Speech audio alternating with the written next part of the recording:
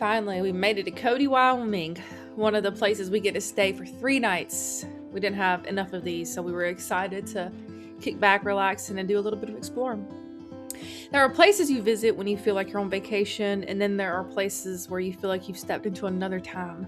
Cody was actually a little bit of both. Like so much of Wyoming, Cody is wide open. Big skies, huge mountains, miles of open country, and that feeling that you could keep driving forever and still have room to breathe. But this time we actually had a little bit of a town to explore. But what makes Cody different is the history.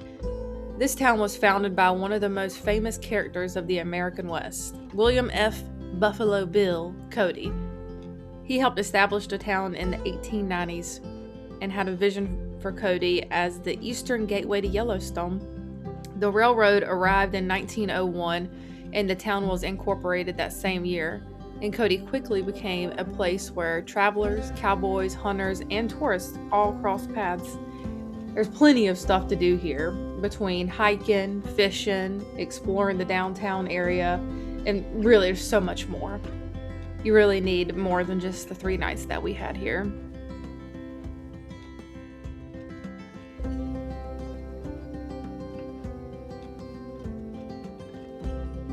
And right in the middle of it all is the Irma Hotel. Buffalo Bill built the Irma Hotel in 1902 and named it after his daughter. In those days, Cody was still a young frontier town, and Buffalo Bill wanted a grand hotel that would attract travelers headed towards Yellowstone. The Irma became a gathering place for all kinds of people.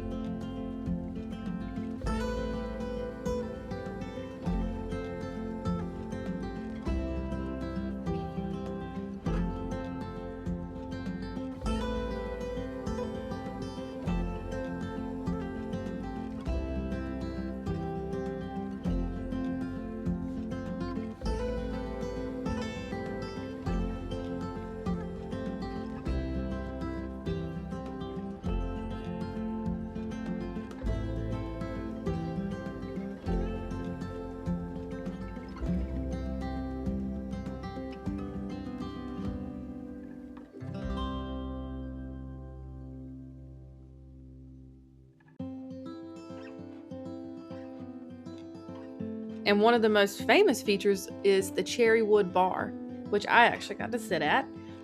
Is actually reportedly given to Buffalo Bill by Queen Victoria herself. So how fitting was that? Standing in a place that makes you realize that this isn't just a town built around an Old West theme. The history is actually here.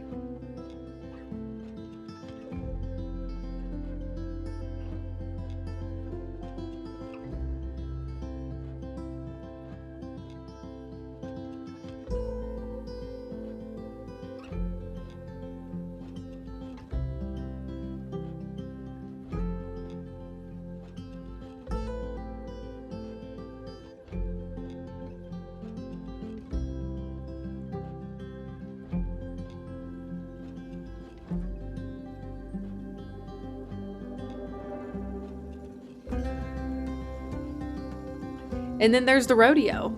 Cody calls itself the rodeo capital of the world, and after experiencing it, it's easy to understand why. The Cody Stampede began in 1919, carrying on the traditions that Buffalo Bill had helped make famous. And in 1938, the Cody Nite Rodeo began.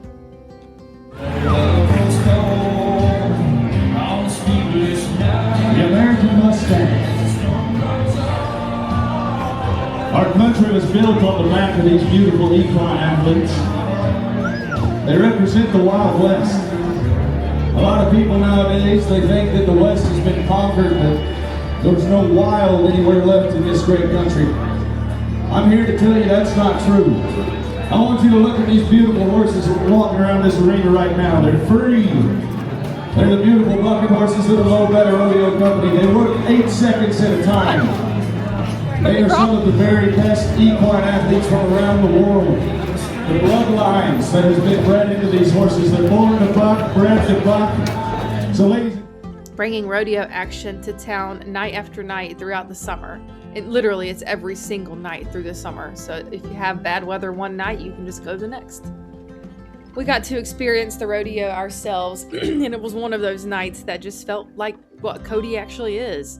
There were plenty of horses and cows and all kinds of rodeo activities, and Charlotte fell in love with it. She absolutely loved the horses.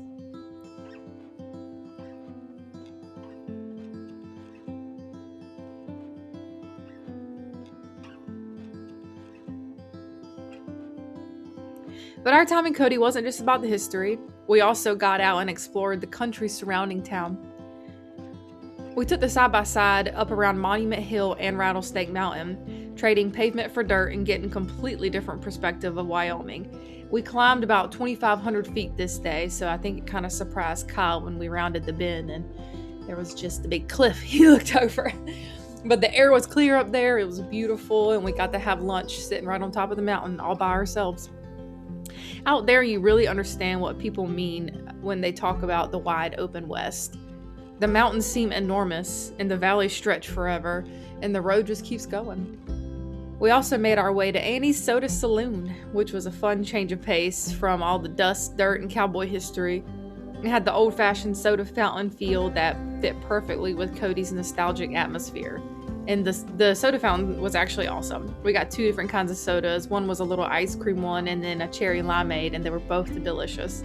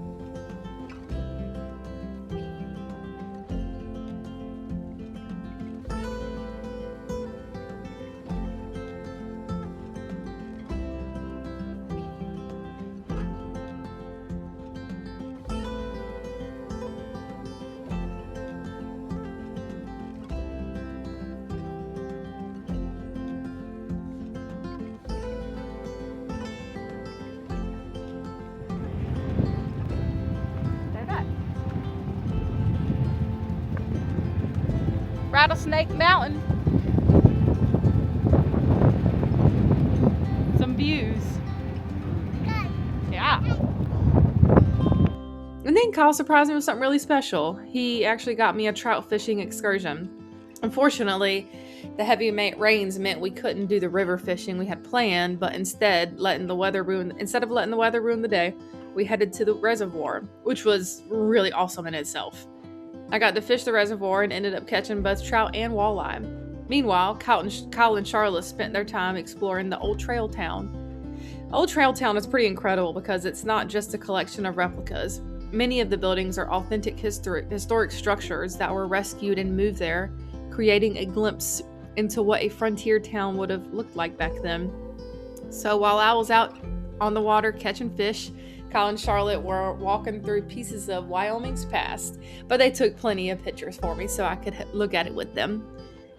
And I think that's why Cody was such a memorable stop. It wasn't just one thing. It was the history of Buffalo Bill and the Irma Hotel. It was the sound of the rodeo and the energy of the crowd, the town, the people. They were all awesome. It was bouncing around mountain roads and on side by side, and then just really experiencing some good food and an actual old fountain soda shop.